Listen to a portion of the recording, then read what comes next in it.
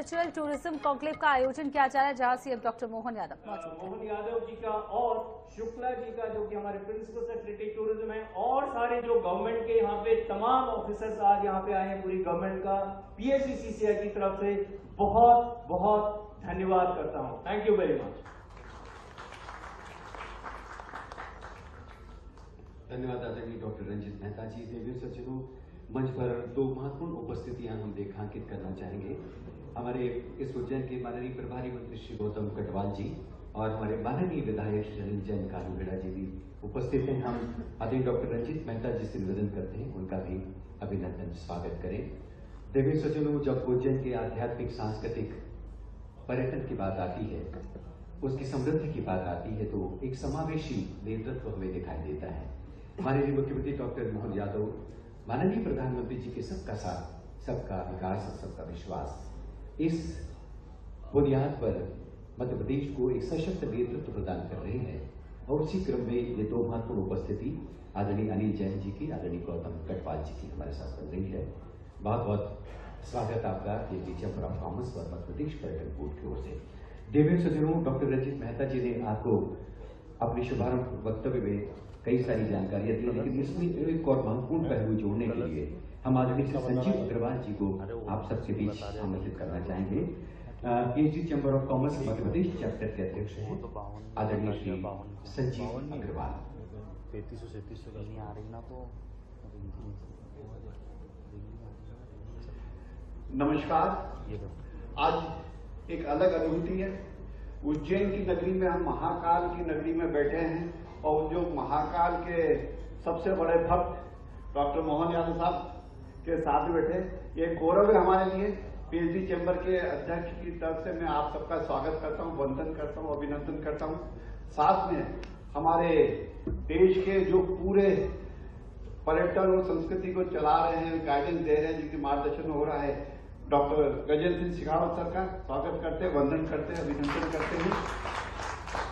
तो कोशिश करो तो चीजें बहुत सारी हो रही हैं। जैसे PSD चैम्बर कोशिश कर रहा है, वहां से हमारे श्री सुमन बिरला साहब आए हुए हैं, जो कि अतिरिक्त सचिव है, महासचिव है पर्यटन मंत्रालय के, सर तो साथ में ही है। और हमारे प्रदेश के SES है शिव शेखर शुक्ला साहब, जो बहुत मेहनत कर रहे हैं पर्यटन को, संस्कृति को नए आयाम पे पहुंचाने की। 2028 के महाकुंभ की तैयारी में डॉक्टर साहब के साथ में हमारे अनिल पाराशर साहब, जो पर्यटन समिति PSD के चेयर कर रहे हैं, उनका भी स्वागत है। रंजन सहगल साहब, जो को चेयर कर रहे हैं। मेरे साथी डॉक्टर रंजीत मेहता साहब, जो हमारे CEO हैं। हम सब मिलकर कोशिश कर रहे हैं, क्योंकि ये स्पिरिचुअल टूरिज्म हमारे देश के लिए बहुत ज्यादा है।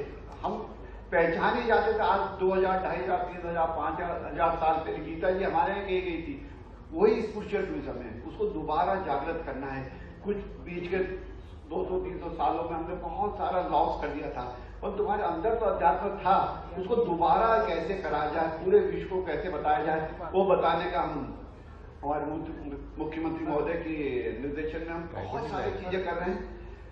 क्योंकि मध्य प्रदेश एक अलग है। यहाँ पर उज्जैन तो है, ओंकारेश्वरी, तीन महाकाल है यहाँ, तीन ज्योतिर्लिंग है। बहुत कोई भी प्रदेश नहीं है पूरे इंडिया में जो है। यहाँ सांची का बुद्ध स्तूप है, खजुराहो की विरासत है, बहुत सारी चीजें हैं। आपने अभी पहले प्रेजेंटेशन में देखी। बस उनको दोबारा सबको याद दिलाना है कि हम बेस्ट थे, रहेंगे। और कुंभ की तैयारी हो रही है, 2028 का हम ऐसा कुंभ करेंगे। मैं मुख्यमंत्री महोदय से रिक्वेस्ट करूंगा कि हमारे PSD चैम्बर को भी उसमें योगदान दें हम, ताकि कुंभ में एक अच्छी जो एक बहुत बड़ा मैनेजमेंट होता है, ह्यूमन मैनेजमेंट होता है, इतने सारे पूरे विश्व के लोग आते हैं। और अब तो एक अलग माहौल बन गया है, जब से बनारस का कुंभ हुआ है। अब उससे बड़ा स्थापित होना है, और मुझे पूर्ण विश्वास है कि CM साहब के नेतृत्व में हम बहुत अच्छा करके दिखाएंगे। मैं आप सबका स्वागत करता हूँ, वंदन करता हूँ। धन्यवाद। बहुत धन्यवाद आदरणीय श्री संजीव अग्रवाल जी।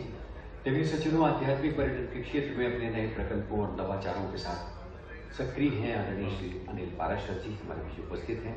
राष्ट्रीय अध्यक्ष हैं PSD चैम्बर ऑफ कॉमर्स के। उनसे हमारा निवेदन है कि वे आज के इस आयोजन की विषय वस्तु पर प्रकाश डालें।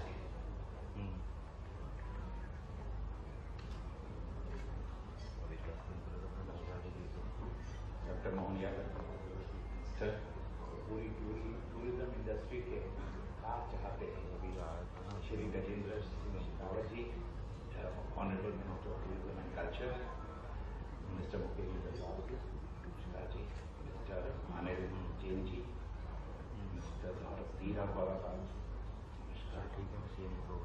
संजीव अग्रवाल जी जो चेयरमैन हैं चैप्टर के, Rajan Sehgal chair, doctor Ranjit Mehta CEO and secretary general, esteemed dignitaries, spiritual leaders, industry colleagues and friends. It is a great honor to be here amongst all of you on this auspicious occasion to celebrate the city, the divine city of Ujjain. एक जमाने में जो कि एक personal journey consider होती थी, faith का matter, आज ये इंडिया का सबसे बड़ा टूरिज्म का इंजन बन गया है। इस साल 140 करोड़ पिलग्रिमेज विजिट्स हुए हैं इंडिया के अंदर, जितनी आबादी है उतनी पिलग्रिम विजिट्स हुए हैं। हमने देखा अभी महाकुंभ में क्या हुआ, 66 करोड़ लोग आए। वर्ल्ड कैनॉट बिलीव, लोग बात करते हैं यहाँ की और वहाँ की 6 करोड़ 7 करोड़, और हमारे यहाँ पे सिर्फ कुंभ में इतने आए। राम मंदिर इन अयोध्या में 13.5 करोड़ आए लोग, ये हमारे सामने है। तिरुपति, काशी विश्वनाथ, वैष्णो देवी, शिरडी, करोड़ों लोग हर साल जा रहे हैं और हमको इसको डेवलप करना है, आगे बढ़ाना है। इतने ज़्यादा नंबर्स के साथ साथ कुछ हमारे एक्सपेक्टेशन हैं, कुछ चैलेंजेस हैं, जैसे पिलग्रिम सेफ्टी एंड डिग्निटी, वो बहुत एक इम्पॉर्टेंट एरिया है। कल शाम को मैं जब आया, मैंने गाड़ी वाहन वाले से पूछा ये रिपेयर चल रही है, तो उन्होंने बताया कि ये बहुत कुछ हो रहा है डेवलपमेंट और 2028 के कुंभ के लिए। और आज सर ने एक प्रेजेंटेशन दिया, उसके अंदर इट वॉज वेरी रिवीलिंग कि रिवर्स भी बन रहे हैं और घाट्स भी बन रहे हैं, हेलीपैड भी बन रहे हैं, मेट्रो भी, रोपवे भी, और सारी बाईपासेस को बड़ा किया जा रहा है just to make this happen. Sustainable infrastructure की जरूरत है, स्मार्ट ट्रांसपोर्ट हमने आज देखा, रिवर फ्रंट का देश भर में अपनी एक अलग पहचान बनाने वाले हमारे यशस्वी पर्यटन एवं संस्कृति माननीय गजेंद्र सिंह शेखावत जी का मध्य प्रदेश में उज्जैन में आपका अभिनंदन है, आपका स्वागत। मंच वैसे तो बहुत प्रतिष्ठित मंच है और जिस प्रकार से हमारे माननीय अनिल पारासर जी ने अपनी बात कही है कि आज आपका बैनर मैं तो मान के चलता हूं कि जिस प्रकार से आपने अपनी संस्था के माध्यम से ये एक अच्छा सुखद अवसर मध्य प्रदेश को दिया है। अभी माननीय मैं मंत्री जी से ही बात करता रहा रास्ते में कि आपने कहा, हमने विचार किया कि इस विषय को और आगे बढ़ाएं, ये पूरे देश का विषय बने, ये पूरे देश के लिए आधार बने। एक तरह से हमारी धार्मिक पर्यटन की नगरिया, जिसको तीर्थाटन की नगरी बोलते हैं, ये हमारी सभी प्रकार की व्यवस्थाओं से दुनिया को परिचित कराने के लिए भी, और सच्चे अर्थों में हम जिस निमित्त इन सारे संस्थानों में जाते हैं, वैसे तो लंबी बात होगी, लेकिन मैं मान के चलता हूँ आज के इस मंच पर विराजमान माननीय प्रभारी मंत्री गौतम टेटवाल जी, माननीय संजीव अग्रवाल जी, माननीय पारासर जी, राजन सहगल जी, उद्योग जगत के और मीडिया जगत के, और मैं सामने अगर देख रहा हूं तो हमारे लिए देश भर के ऐसे बड़े बड़े ट्रस्ट के, अब ये हमारे लिए तिरुपति बालाजी के ट्रस्ट से भी पदाधिकारी पधारे, उनका भी मध्य प्रदेश की धरती पे स्वागत, अभिनंदन। काशी विश्वनाथ ट्रस्ट से भी यहाँ लोग आए हुए, कुछ वर्चुअल भी जुड़े हुए, महाकाल ट्रस्ट से, साईं बाबा, शिरडी के साईं बाबा से, और आनंदपुर धाम से आप पधारे, आपका भी अभिनंदन, आपका भी स्वागत। हमारे लिए स्थान, अब पहले भक्ति चारू जी महाराज के समय आपने सही कहा महाराज जी, भक्ति चारू जी महाराज ने जब सिम्मस्त का आयोजन हुआ उसके बाद वो यहाँ करके उनने अपने देश के साथ खासकर जैसे भगवान कृष्ण की लीलाओं से जुड़े हुए स्थानों पर हमारे स्थान की थोड़ी दृष्टि रहती है और वो उससे जोड़ करके आज के संदर्भ में इस काम का विकास चाहते हैं। और विकास इस काम का विकास नहीं, इस काम के माध्यम से हमारे बीच वो पवित्र भावना लाना चाहते हैं। तो हमने कहा कि जब द्वारका में है, मथुरा में है, तो शांति बनी की नगरी कैसे छूट सकती है। हमारे लिए उज्जैन का ये आनंद है और भगवान कृष्ण का जो जीवन का परिवर्तन आया बड़े पैमाने पर, यद्यपि कंस को पराजित करने के बाद उनका विराट रूप दुनिया ने भले ही देखा है, लेकिन विराट रूप का बीज अगर कहीं पड़ा तो वो उज्जैन अवंतिका सांदीपनि आश्रम में पड़ा। हमें इस बात का आनंद है। एक साथ कई प्रकार की शिक्षा, 64 कला, 14 विद्या, चारों वेद, सभी पुराण और जीवन की सबसे सार, जैसे माननीय गजेंद्र जी ने कहा है कि दुनिया के अंदर भौतिक आकर्षण हो सकता है, दुनिया में बहुत हो, और भौतिक आकर्षण के लिए एक दौर में नहीं, कई दौर में कई देशों ने कई प्रकार से विकास करते हुए अपनी अपनी यात्रा तय की, लेकिन अंततः वो हमारे उस मूल तत्व को समझने के बजाय बाद के आने वाले बवंडरों से, बाद में आने वाले परिवर्तनों से झेल नहीं पाए। उनके अंदर वो लचीलापन नहीं था।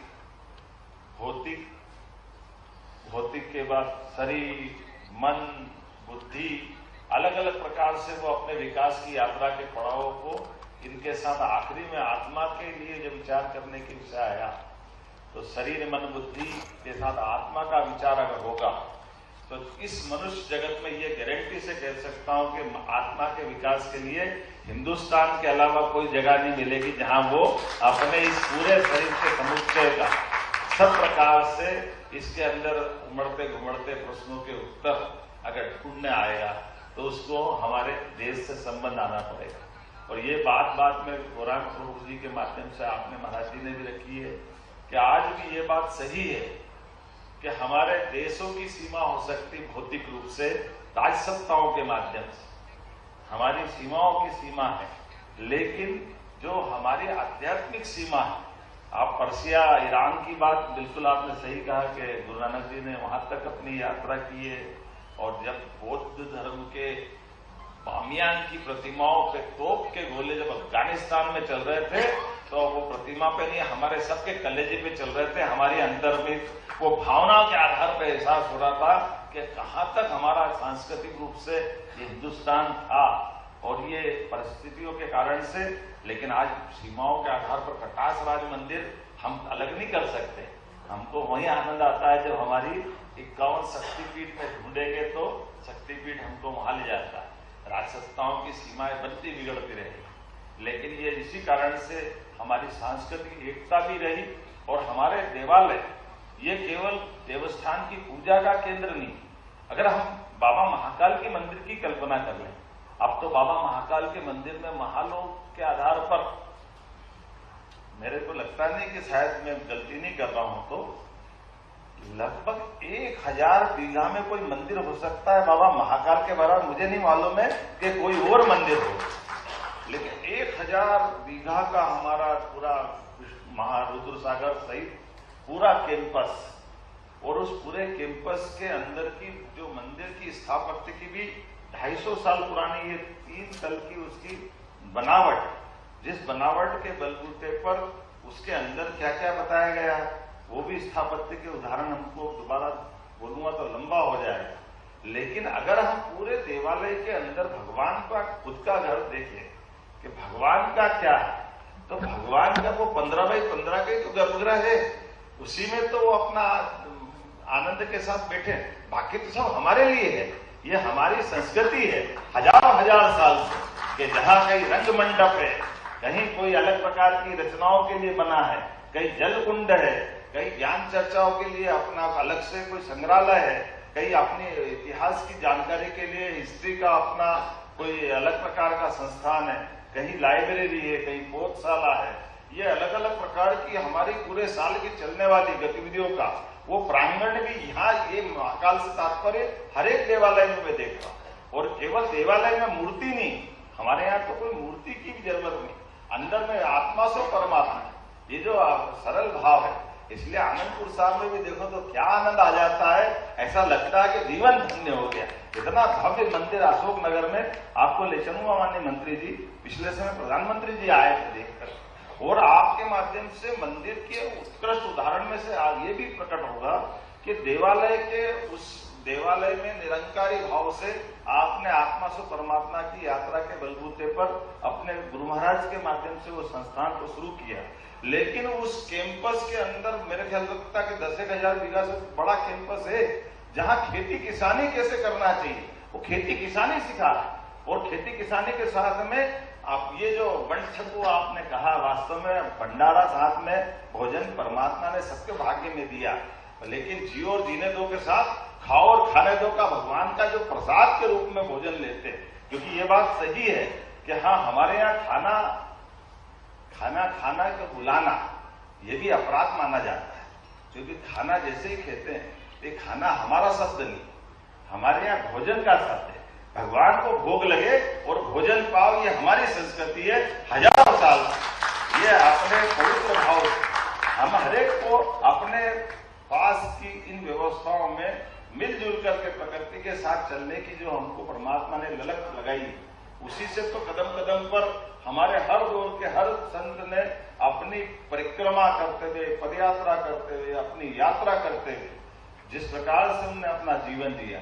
तो आज के इस अवसर पर चूंकि राज्य के मुख्यमंत्री होने के नाते से माननीय संस्कृति और पर्यटन मंत्री यहाँ मौजूद है, ऐसे में हमारे देवालयों की मूल भावना भगवान के स्थान पर आकर केवल हाथ जोड़ने से वो तो आशीर्वाद देंगे ही भगवान, लेकिन सच्चे अर्थों में ये कई जन्मों के पुण्य के बाद हमको जो शरीर मिला, इस शरीर के अंदर जो अनंत संभावना छिपी हुई, उस संभावनाओं का हम सदुपयोग करें।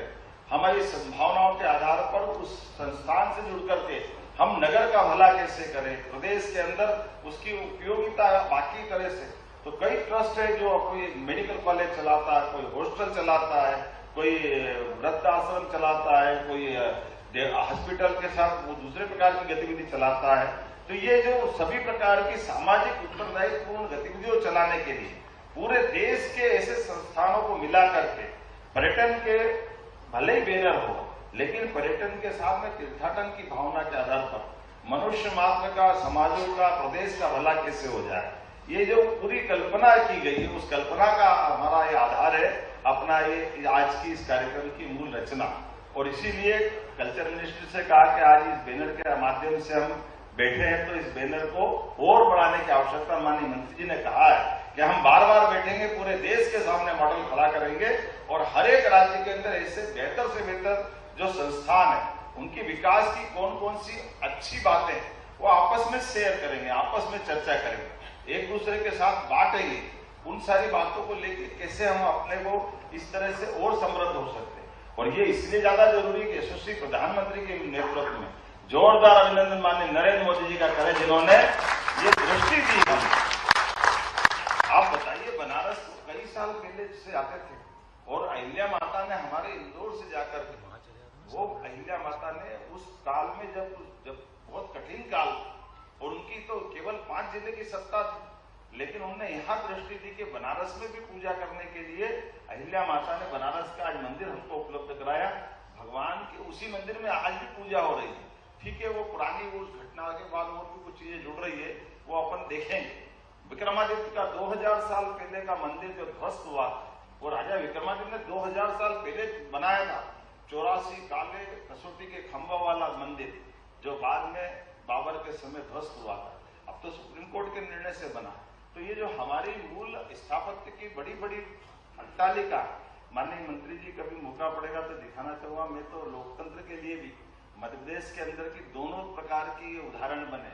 पुरानी पार्लियामेंट भी हमारे मुरैना के पास के मडावली पिटावली नंबर 1 मंदिर का पूरा मॉडल पुरानी लोकसभा थी, और नई वाली भी विदिशा के पास बीजापुर मंडल के हमारे मंदिर की स्थापत्य की काफी नई लोकसभा में बनी। ये हमारे लिए सौभाग्य की बात। तो हमारे देवालय भी लोकतंत्र के लिए एक तरह से मॉडल हो सकते हैं। ये कितना अच्छा सोच। तो आज के इस अवसर पर बोलने के लिए तो बहुत कुछ है, लेकिन ये उद्घाटन सत्र था। अभी 1 to 1 काफी और चर्चा चलेगी, मिलकर के दिन भर के कार्यक्रम बने। मैं पर्यटन के हमारे SES माननीय शिवशेखर जी को बधाई देना चाहूंगा, और इस अवसर पर माननीय महापौर जी, माननीय पूर्व विधायक राजेंद्र भारती जी, वक्फ बोर्ड के हमारे अध्यक्ष डॉक्टर सनवर पटेल जी, जिला अध्यक्ष भाजपा संजय अग्रवाल जी, उमेश जी, परेश जी, रवि जी और संजय जी, विजय चौधरी जी, पंकज जी, सारे मित्रों के साथ, क्योंकि ये हमारे लिए नगर की बात थी, नगर की तरफ से उज्जैन जरूर उपलब्ध है, लेकिन उज्जैन के पीछे पूरा प्रदेश ऐसे अच्छे कामों के लिए पूरे देश के साथ खड़ा, ये संकल्प लेने की आवश्यकता है। उसी निमित्त में आज आपके बीच में आया हूं। पुनः प्रदेश की ओर से आप सबका स्वागत करता हूं, अभिनंदन करता हूं। जैसे कहा है कि आज गणेश चतुर्थी, और गणेश जी तो सभी कामों के लिए, गणेश जी का स्मरण कर लो, सारे काम सफल हो जाते हैं। हमने कहा आज का दिन से अच्छा कौन सा दिन होगा, तो हमारे लिए तो ये आज गजानन गणपति से शुरू करें अच्छे काम को आगे बढ़ने के लिए। तो मेरी अपनी ओर से PhD chamber of commerce and industry के इस कार्यक्रम में आप सबका वंदन, अभिनंदन, बहुत बहुत धन्यवाद। भारत माता की जय।